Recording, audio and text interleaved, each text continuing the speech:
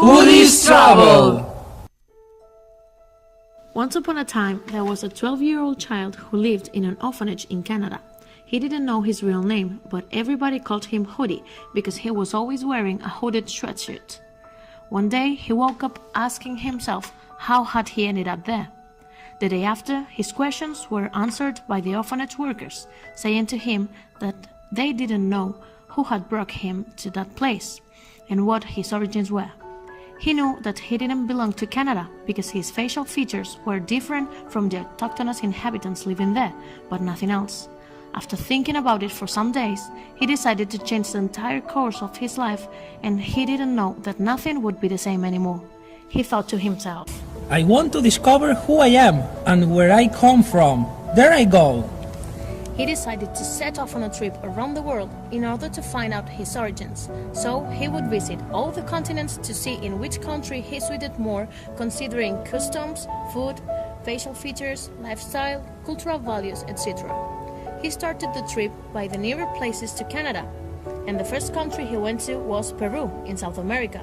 For doing that, he sneaks into a cargo ship using his ability to hide in confined spaces. When he arrived, a local woman named Maria Fernanda Lopez saw him on his own and asked him, Hola chiquito, ¿estás buscando a alguien? Sorry, I don't understand you. Can you speak to me in English? Sure, what's your name? I don't know my real name, but everybody calls me Hoodie. And where are you from? I don't know it either. I'm trying to find the place I belong to. Could you help me? Of course, but I don't really know how to do it. Maybe you could tell me something more about your culture. Well, here in Peru, we are used to cook with a lot of spices, and one of our typical meals is rice with meat. People are brown-skinned, mostly Catholic, and fond of football. Interesting. I like it all, and I feel identified with it in some way, but there's still something missing to complete my identity. I will keep on traveling. Good luck, Hoodie. Muchas gracias. Hoodie kept on his journey towards Nigeria, traveling by a fishing boat. Once he arrived there, a local farmer named Abubakar Ndiaye talked to him. Wakati, senu afun enikan. Excuse me, do you speak English? Of course. What's your name? Are you alone? I don't know my real name, but everybody calls me Hoodie. And where are you from? I don't know it either. I'm trying to find the place I belong to. Could you help me? Sure, but I don't really know how to do it. Maybe you could tell me something about your culture. As you see, it's very hot here. Most of us are black-skinned. We are passionate about music, and we're very good at percussion. And we love dancing tribal dances. I like it. This culture fits me. But there's still something missing to complete my identity. I will keep on traveling. Good luck, Hoodie. Au seul? Hoodie talked to an Abubakar's friend who owned a helicopter company in order to reach his next destination, Germany. Once there, he came across with a local carpenter called Roman Snyder, who said, Guten Morgen, Kind. Bist du allein? Sorry, I can't understand you, sir. Do you speak English? Of course, little friend. What's your name? And what are you doing here alone? I don't know my real name, but everybody calls me Hoodie, and I'm trying to find the place where I belong to. Could you help me? Sure, but I don't really know how to do it. Maybe you could tell me something about your culture. Well, German people are white-skinned. We are very polite, strict, organized, and disciplined.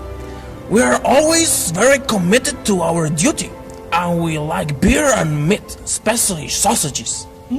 I like it. This culture fits me, but there's still something missing to complete my identity. I will keep on traveling. Good luck, Hoodie. Danke schön. While Hoodie was walking, he was thinking about his next stop. All of a sudden, he found a train ticket on the ground, and its destination was Beijing, China. Without hesitation, he boarded that train. When he arrived to Beijing, he was walking around a huge market when a local seller named Bai Zijiang said to him, Hi, 你好, 真米奇. Sorry, I don't understand you. Could you speak to me in English? Oh, sure. I was asking you, what's your name? I don't know my real name, but everybody calls me Hoodie, and I'm trying to find the place where I belong to. Could you help me? Of course, but I don't really know how to do it. Maybe you could tell me something more about your culture. Our typical food is rice. We usually eat with soy sauce and any kind of vegetables and meat. We have an ancient culture with a strong tradition. In general, we practice Buddhism. I like it. This culture fits me, but there's still something missing to complete my identity. I will keep on traveling. Good luck, Hoodie. Cheer, cheer!